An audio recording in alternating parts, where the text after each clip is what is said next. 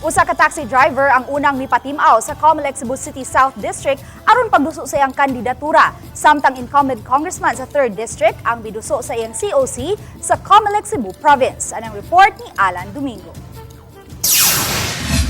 Siya ang 57 anyos nga taxi driver nga si Abraham Abdon Berdida kinsa na feature kaniadto sa Balitang Bistak sa iyang tinuig nga panaad nga mitanyag og libreng sakay sa mga pasahero panahon siyang birthday hangtod mahurot ang iyang full tank nga fuel. Kaninang buntag, mipatimaw siya sa buhatan sa COMELEC, dala ang iyahang mga dokumento aron iluso ang iyahang kandidatura pagkakonsehal sa Cebu City South District.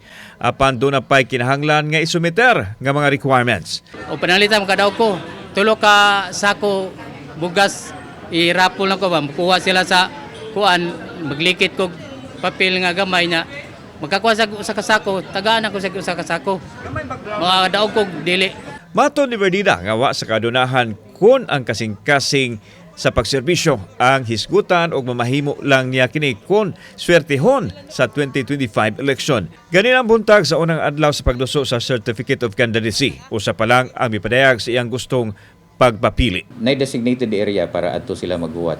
Pero di yun na mo pasudlon dire. Gi-allow na mo na itulo ka mo escort sa kandidato.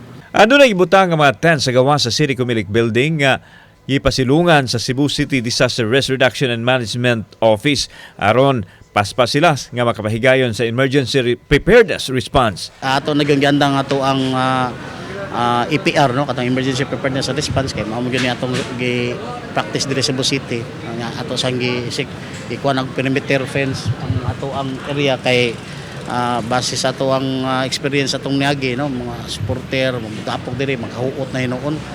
May mga pulis usab ang ipakatap aron masiguro ang kahapsay sa dapit.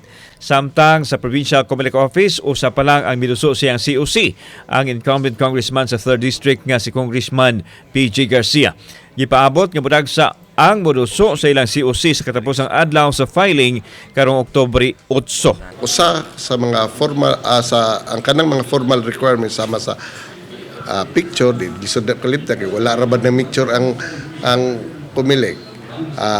Notaryo o kining doc stamps. Kauban si Clover Lumayag, ako si Alan Domingo.